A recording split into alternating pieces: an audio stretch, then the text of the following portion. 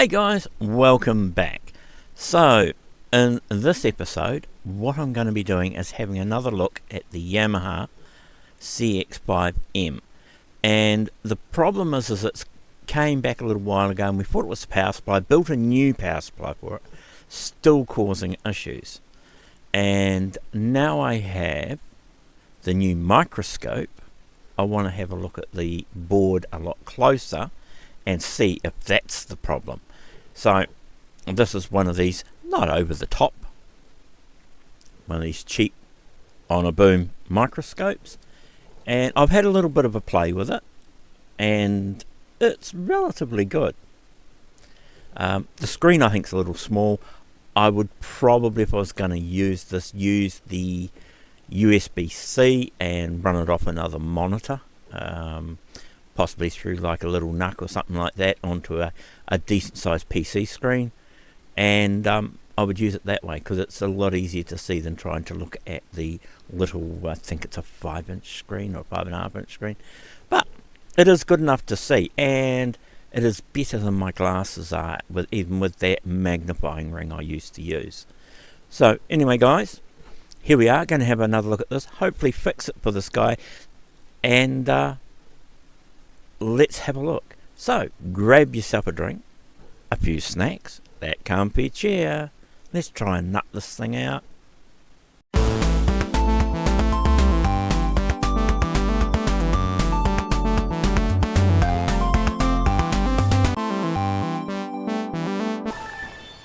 So guys, here we are. I have to have my glasses on to look at the screen on the little camera. So this is sitting at about that far above the board itself, so it's not too bad, and what I can see is it's a pretty good image. So what I'm going to do is plug it in, and hopefully you will see what I'm looking at, and I will take you through what the problem is at the moment. Alright, just give me a couple of secs. Okay guys, so this is the camera. When I plug it into the PC, I lose the little screen that the camera is on. That's because it's actually going through to the PC as a capture device. I just need to turn the light up in the end just so I can brighten the board up a fraction. There we go. And as you can see there, that's not bad. That is, as I said, it's probably 150, 170 mils from the board. So that's pretty good. I've got it set to 5 megapixel for the type of resolution if I want to take pictures or whatever. And so what I'll do, I'm going to have to keep looking that way at my screen just to see what I'm showing you guys as well. Alright, so this is looking at, these are both of the traces. My fingers are a bit big for this, eh? Sausage fingers. But these are the two tracks that the socket is in for the video processor. Now the problem I was having with this is it would work, you'd get video, then you wouldn't get video. I didn't know if it's a socket issue or whether it's a board issue, whether it is an LVC issue or a cable issue or something like that. I'm not sure. I'm sort of all over the place with it. So I thought, well, now I have this new camera, I can actually inspect the board properly to see where the issue is and go from there. Because originally this came in as not working, not 100% sure what the problem is with it. And we got it going and I put in a Tang Nano 9K in it. And that gave us the HDMI out. And it was working fine. Got it back to the customer and he said he plugged it in and it worked fine, and then put it away because he has another one he uses and this was like his backup. He pulled it out a while ago, plugged it in, and nothing on the screen at all.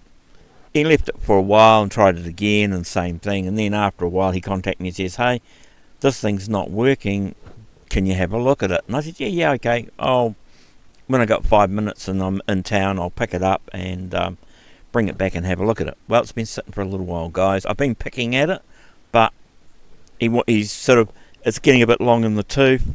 Do you think you can fix it or not? If not, all good, he'll just take it back as a display piece. And as I said to him, the last thing we did was build a brand new power supply for this, and I said to him, it may not be the issue, so if he wants to, I'm not worried about the power supply. I can hang on to that and repurpose it for something else. And I said to him, it's just that it's intermittent. I can have another look.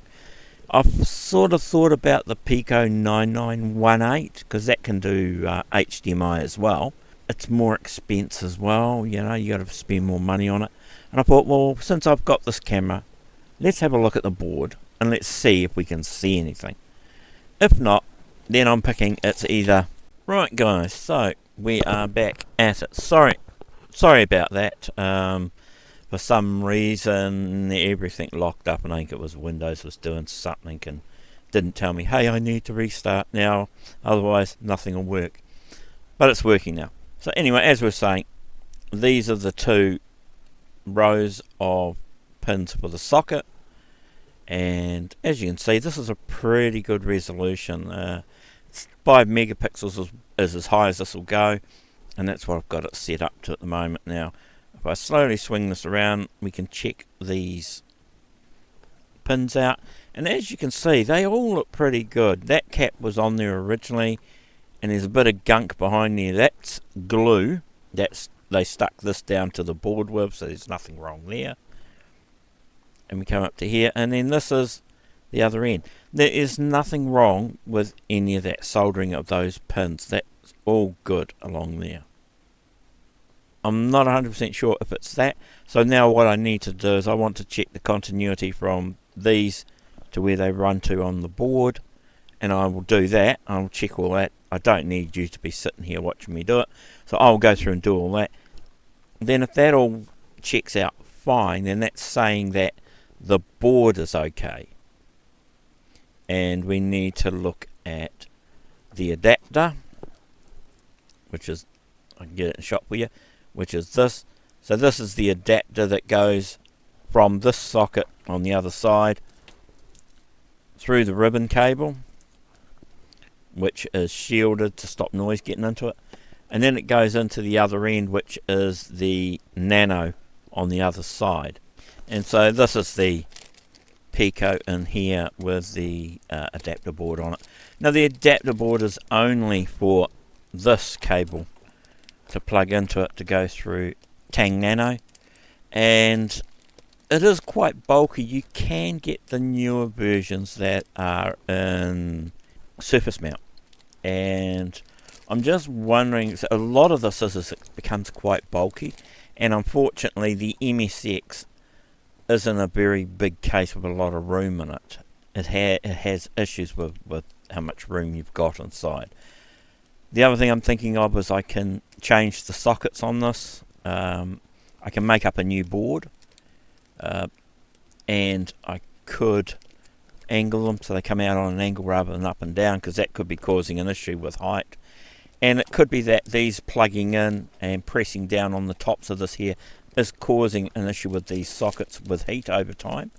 So I mean, that's another thing. I have to look over these boards just to make sure these boards are okay as well, and this one. But the other thing I'm thinking of is I'm probably look at putting these in, but then I will pull this black strip out on both sides, and that just gives me a little bit more height, a couple of mils, 2.5 mils more height when I seat it into the socket, so it goes down a lot lower. I could solder the cable onto here, which would be another option as well. The problem is that this stuff is very, very fine, and where I've got to get a good connection or not is going to be another issue, or with movement, are they going to break and come off? That's why using the connectors on these is better, going into that for me at the moment. But I'm not 100% sure. I'm going to think on that, but I think if we do that, then yeah, that maybe I'll do something. But anyway, I'm going to go through and tone out all of these and have a look and see if there's anything that's not making a connection. If they all are, as I said, the only other thing we can do is check this board, check the cable to make sure there's not an issue with the cable, and then if that's all fine, then it's to check the Tang Nano board, and The thing is with these is that with the Tang Nano you can plug in USB and the HDMI to an HDMI screen, and it will bring up a default boot menu. So that's another thing we can try as well to see if that's working. If that side of it's working, then Tang Nano is fine. It could be something on this board or the cable or that adapter. And that's what I'm saying. I'm just not 100% sure, but that's what we're going to go through and check. If I keep going round and round and round in circles and we don't get anywhere with it, then I think I'll just put it back together as it was and take it back to him and just say, look, sorry, it's taken too long and there's obviously something else going on in the machine. So one last ditch effort at having a look at this thing, and we will go from there. Alright guys, so I will get in and tone all this out and then I'll come back to you. The other thing is you may have seen that the videos have been a little bit sporadic as of late. A week or so back we had a storm come through and it had very high winds and it tore the roof off one of my storage sheds in the backyard, and it's a 3 metre by 3 metre shed, and it was packed and everything was in cardboard boxes. So the videos might be a little bit sporadic here for the next few weeks because I am trying to go through and mitigate as much damage as I can from that, but because of my medical issues I can only do so many hours at a time out in the shed to sort stuff. But this time I'm putting everything into plastic totes and I'm storing them in temporary storage for now, and I've got to go through and do this for the insurance. Hopefully they will pay me something for some of the gear, but a lot of their rules and that have changed over time, and some things they will pay out on and some they won't, and some is it's only the value in your country. You can't use eBay and places like that to get a comparable value of the item, which I think is wrong considering in the type of industry that we're in as collectors and refurbishers of vintage gear. That's hard because you may have one of only a few, and how are you meant to get a value on that other than from another collector that may have one? But and then they said, well, give us the price of what it was when you bought it, we'll do the depreciation schedule on it and then pay you what it is. And I'm thinking, if it's vintage, it doesn't depreciate, it appreciates. So it goes up, not down. So I'm not 100% sure what's going on. So far it's not been too bad. I've gotten through about a third of the shed and I've lost some gear, but it's not major. A lot of paperwork though, lost a lot of paperwork. But yeah, I sort of, the day it happened, I sort of managed to get out and throw a tarp partially over it, but the wind was that bad I couldn't fasten it down, so I just grabbed some heavy boards and threw them on top of the tarp to try and hold it over everything and protect it as best I could. But the weather was like that for 2 days before I could get out there and do anything. So, as I said, I'm expecting damage, but hopefully not too bad. But anyway, that's enough of me dribbling on. I will check this out and then I will come back to you and let you know what I've found. Alright, I'll see you soon. Hey guys, so I was just going over this and having a look and I saw 3 pins. So I've zoomed in a wee bit more, and as you can see in the very centre there's like that little round circle. Now I'm wondering if that's from pressure and they've gotten hot and it's fractured the pins. There seems to be 3 in a row that have got it. So there's that one, that one, and that one. So yeah, so we're going. They I think are okay. These ones sort of stand out a bit more. Not maybe that first one, but the one behind it, you can see the rings go around the pin. And I'm just wondering if that, and the one below it's a little bit like that too. I'm just wondering if they're fractures. That doesn't look too bad. I wonder if they're just little fractures around it. So what I may do is I may just look at reflowing all these pins, and then I might pop the Nano back in again, the Tang Nano, and see if it fires up on the HDMI. If it does, then we know it is a heat issue that's causing it, with the pressure on top of the socket to fracture those pins and desolder them. And that's probably why it happens over time, because these video chips do get quite warm. They are prone to doing that. But this being the Tang, it shouldn't be too bad. But who knows? Anyway, I just thought I'd bring you back and show you that and let you know where I'm up to. And I'll get back to you if I find anything else interesting. Alright, we'll see you soon. Okay guys, so I've gone through and I've retouched all the pins, and I have traced each of them, and they are all making a connection from the socket to their through hole or connection on the back of the board. Okay guys, so I've gone through. This is just looking at the front of the board, at the socket. Traced each of them, and they are all making a connection. And so all the pins in the socket look really good. I've checked them, and there doesn't seem to be any issues with any of them. None of them got tongues in the wrong places or pressure parts that are pushing it the wrong way. I've checked them, and there doesn't seem to be any issues with any of them. They all look really, really good. So it doesn't look like there is anything wrong with those. So my next thing now is I'm going to have a look at the board that plugs into this one, and we'll have a go from there. So yeah, as I say, I'm just going to have a look at the board that plugs into here, which is this one here, and I will check that over and check the pin outs for that and see how that goes. And if that all tests fine, then it's got to be something to do on that daughter board for the Pico. Alright, so I will have a look at that, and then we will get back to you if there was anything I found. Alrighty, I'll see you soon. Okay guys, so I've actually got my HDMI cable into my main screen. That's over there, you can't see it. I haven't set up a way to have it so I can capture it at the same time as all this other stuff, so it'll be something I've got to try and sort out later. But the cable's fine.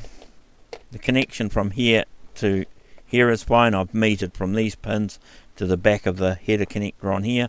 That is fine. If I plug this directly HDMI into here, I get the Tang Nano power on screen, which is the default to tell you it's working. I've tried the little extension HDMI that we need, so that it puts the HDMI out the back to make sure that it works and it's not an issue here. That works fine. There are no chips in this board, so there's nothing in it at this stage. So for this to work in the MSX, I need to put the level shifters and the IC back in here. The I think it's a opto isolator, or no, it's not. It's a op amp. I think it's got to go back in here. But anyway, this is all working. So what I'm going to do is, these are the LVCs. I'm picking they're okay. I don't think there's an issue with them. But what I'm going to do is put them in my Pico tester and give them a quick run to see if it tells me there's a fault. If there's a fault with either one or more than one of them. Because these generally tend to be the things that fall over in these boards.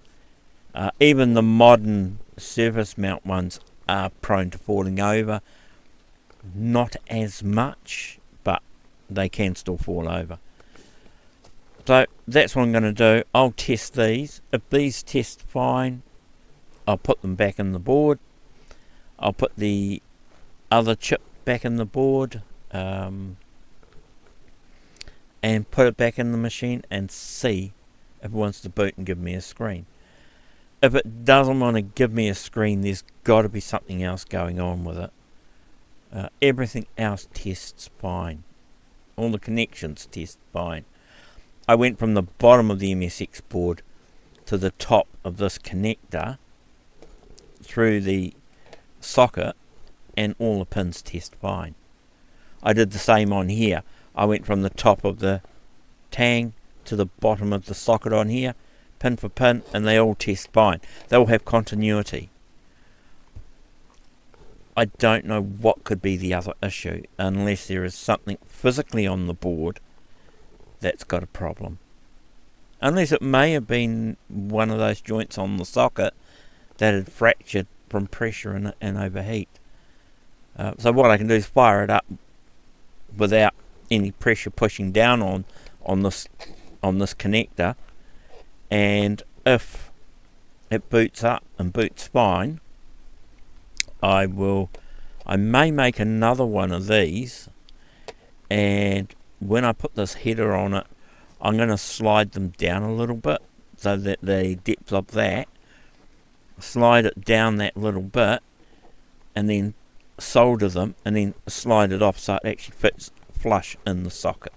There is nothing under it in the socket for it to hit, so, and there's nothing under here that'll hit the socket, so that'll allow me to go right down flush, and it will give me, as I said, those few more millimeters, which may be an issue with this stressing on it, pushing on it, I don't know.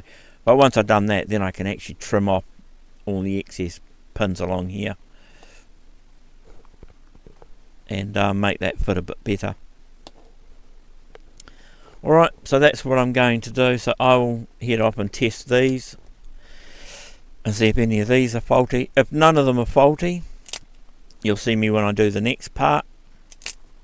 If they do test faulty, I will come back and tell you and mark the ones that are faulty and let you know. Because in the bag here, I've tried some other LBDs I had, and I was getting the same issue, and that's why people say to me, oh, maybe you've got fake or faulty chips or rebadged stuff, and that's the whole reason I went down the track of building the Pico tester. Because other than a basic gate function, in most of the testers, you could get a rebadged LS 245 that's been rebadged to an LBC, and in most of the testers it'll say they're fine. And the reason being is that most of the testers just do a basic gate test. That's all they do. They don't do anything else. And a lot of them will be set to a 5-volt check. So a lot of the LBCs are 5-volt tolerant, so that's why it'll do it. The tester I've got, you can select 3.3 volts, and that will tell you if it will pass as a low voltage transceiver. So, and not only that, it will do an in-depth gate test on it, so it'll check them going backwards and forwards, and you can also do a soak test on it, run it for 50 cycles, 500 cycles, or let it run for a week and see if it falls over. And it will tell you if it does fall over. And when I was checking building the machine, I had some that were like that, and some of them were to the point that the gates were not 100%, and what was happening is that every now and then one of the gates wouldn't be ready and it'd be tripping up, so it would stop and come up with an error, and it was intermittent, and that came down to timing issues. So a lot of your cheap testers wouldn't tell you if it's a marginal chip as well. So this is why I built the tester, because I wanted to know that the bog standard 7.4 series chips that I was using are fit for purpose, and they're not fakes, they're not rebadges or anything like that.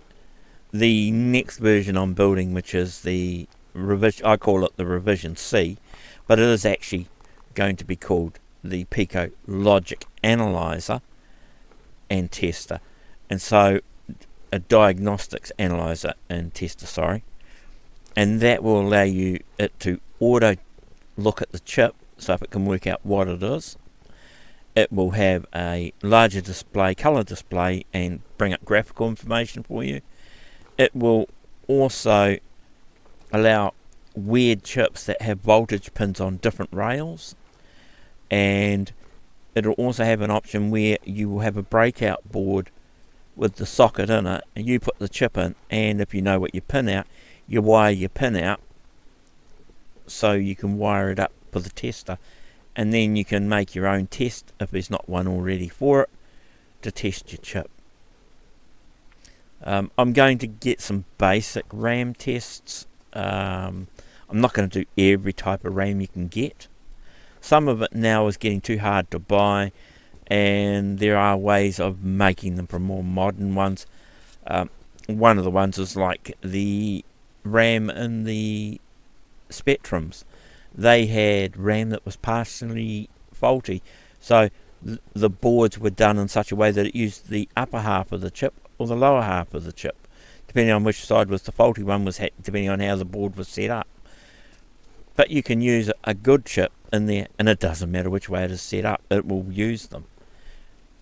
And the 4116s, as you've seen in my other one where I did that on the Spectrum I had to look at here, is I can make it into a 4116 from a 4164, and it's only 2 pins.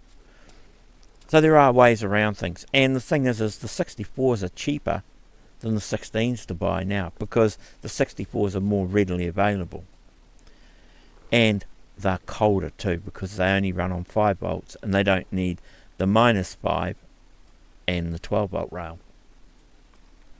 So guys, enough waffling from me. I will test these chips and see if they're any good or not.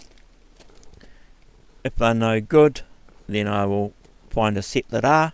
If these test fine, I'll put them back in here and test it in the MSX anyway, just to see if it boots up fine.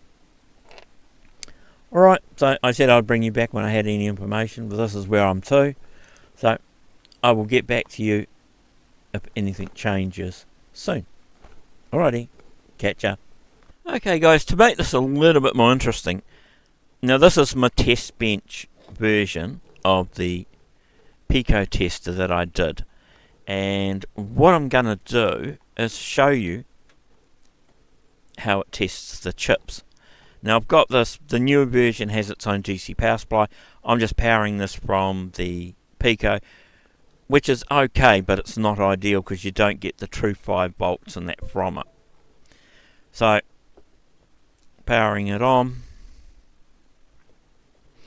and this is still tied into the terminal program in my PC. The version B that I've made, and I'm just about finished making one up. I just had to wait for a couple of little bits to turn up, which I have today. You can run it from the Pico. If you make it the Python file and you make it the main Python file, copy it onto here when you plug it into your PC, it will auto boot, flash this, and run off there without having to run it from a terminal. I'm just doing it from the terminal because it allows me to alter software and debug problems and things like that. Right, this is a little bit touchy the way it is because of the way I've got everything wired up, but just bear with me for a second. I just need to jump in and fire the terminal up. Okay guys, so with this running, when it's flashed to your machine,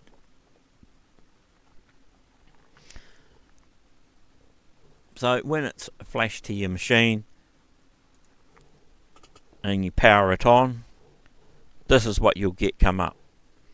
It'll come up with the screen, tell you the chip that it is selected, and it'll always start at the top of the list, which is a 7400. It'll tell you what family is it.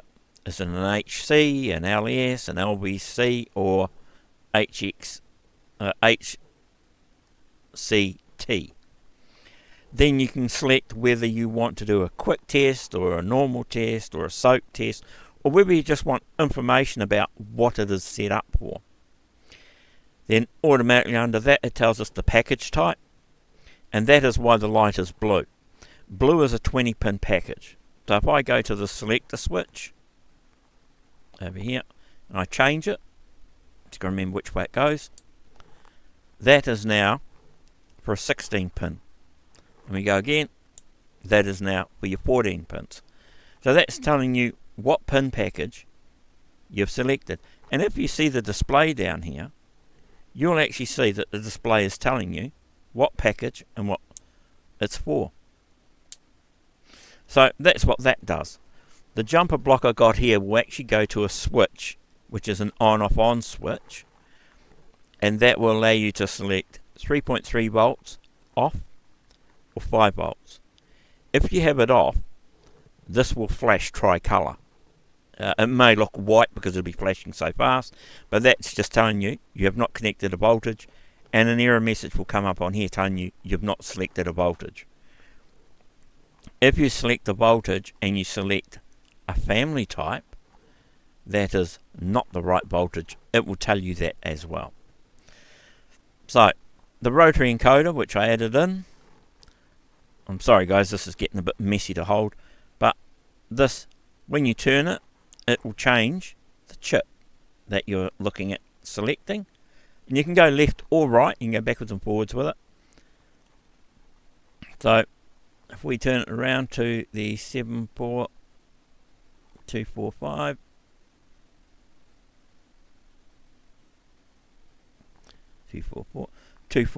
that's the bus receiver. You push down the button, that'll drop down to the next screen. I've just broken the wire off that. Bugger.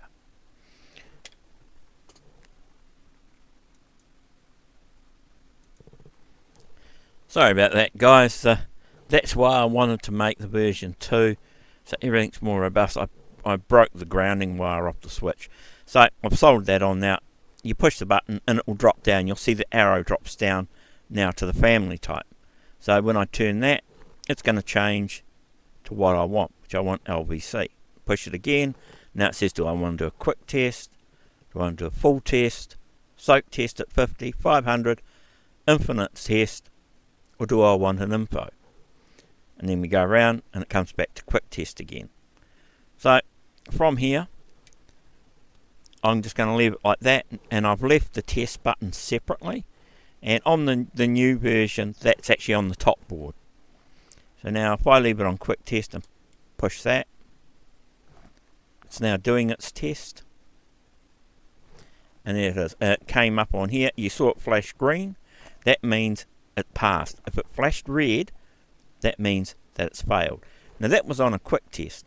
Now you can see all the writing down the bottom here. This is actually telling me how many past tests I've had and how many failed tests I've had for ICs.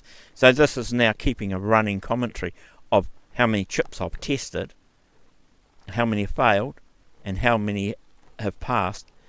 And on the terminal program, which is still available in version 2, you can still plug your USB into it, but it won't power the board. But you can plug it into your PC with a terminal and you get more information. It'll actually tell you the gates and what gates are faulty, etc. When you do a test. So that passed fine. So what we can do is we just push the test button again. Now that brings us back, tells us we're still in 20 pin mode. While we're here, we can actually change the test type.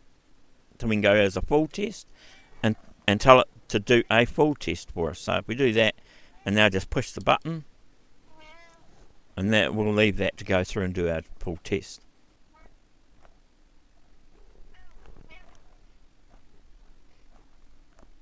And it has come through and it has said that there is nothing wrong with it. Now that's going to give us a pretty good idea that that chip is okay. Now the thing is it could be marginal. So once you start running multiple tests one after another, the chip heats up internally. So when it heats up internally, it could fail. That's what the multiple test is for. And the 50 should pick something up if it's marginal. If it's still a little flaky, you can run the longer test, the 500, to make definitely sure that the chip is within reason, 98, 99%, it's going to be okay. So that is what is there. If you want to go mad and drive yourself insane, put it on infinity and let it run around for a couple of weeks. But anyway, that's what the tester does. So I just wanted to give you a brief overview of what it is. I am going to do a proper video on this on the revision 2 when I've finished it, and I will show you the terminal screen, etc., and all that sort of stuff. So keep an eye out for that one, guys, when it comes out. And as I said, I've probably got a couple of boards. The only things I may not have are the zip sockets for them. I only got a couple of these because they are quite expensive. I think they run at like about $6-7 each. So, and the other thing will be the picos. But all you need to do is put your headers on it and program it, bung it in, and get yourself one of these. But as I said, I'll have probably a couple of those boards, blank boards, or if someone wants one made up, let me know and we can sort out a price on that. And as I said, just cost for parts and postage. Alright, so I will see you when I come back. I'll finish testing the rest of these chips, and as I said, I don't think any of them are faulty. I think there's something else going on. So I will do that and come back to you guys and let you know what I find out. Alright, I will see you soon. So guys, I've played around with it a bit and I can get it to work, and then it flickers a bit and then it'll come right, or it'll lose one colour out of the title at the top, but the rest of it's fine. I'm wondering if maybe it's the Pico that's got the issue and not the board. All the chips I had, including all these ones that are left in here, plus the 3 that are in this, all work fine. So I have some of the Pico boards, the early 9918 boards, so I'm going to build one of those and try that in it and see if that works. If that works, then it's got to be something to do with the Tang Nano that's causing this problem. But anyway, guys, hopefully this has been an enjoyable trek for you, and trying to find this fault and looking at a bit of new hardware, the camera and the Pico tester. And as I said, I'm going to have a dedicated video to the complete unit with it working and how to use it. There will be a GitHub page, and that will have everything in it. It will read like an engineering document as well. It'll have the problems I had, how I fixed them, etc. It's the whole history from beginning to end on it. I will then, hopefully by then, I will have the Gerbers and everything up on PCBWay as a shared project. And once I've done all that, if you want to buy boards and get a group of years together to buy the parts and make them, all well and good. It is open source. I do have open source licensing on it, so it's not made for commercial release.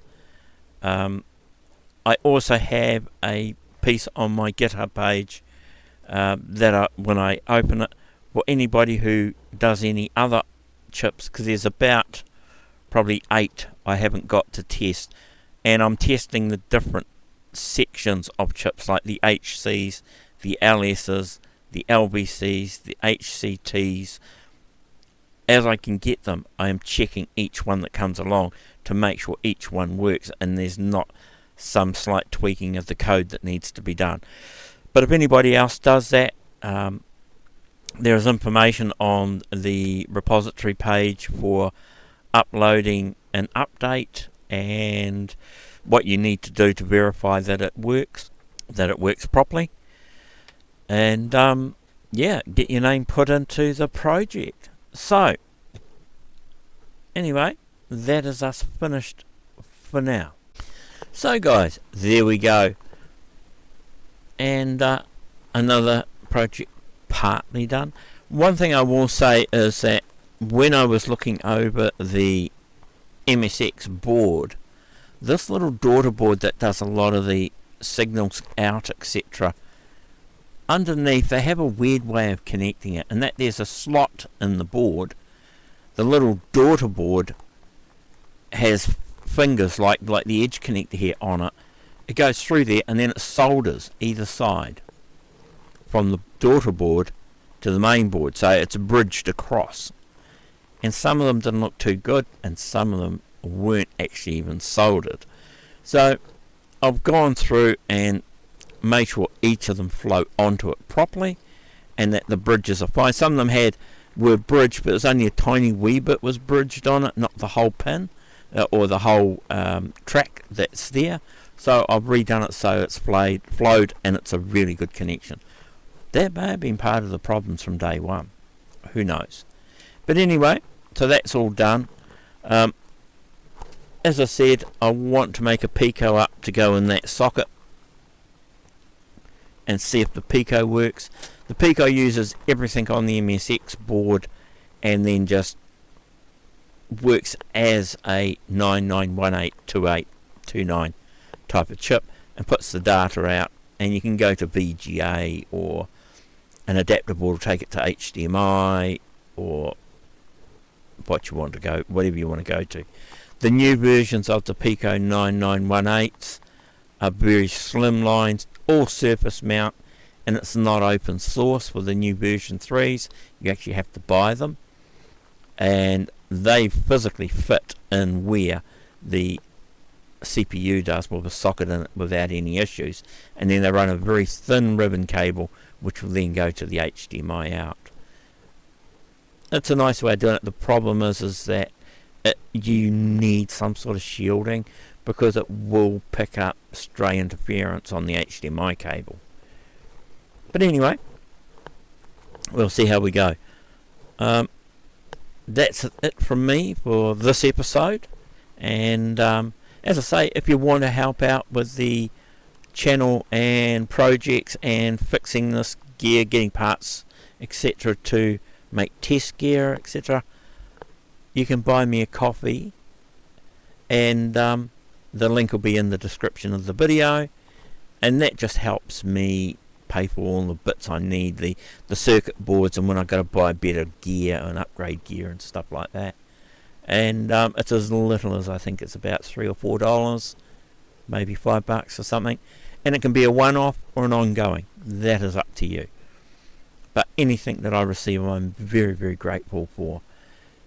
So until our next video, hopefully it'll be this one finished, or it may be the Pico tester, or it may be something else. Who knows? You know, like the Twilight Zone. Anyway, guys, as I always say, you have a great day, you have a great week, and until our next adventure, ciao.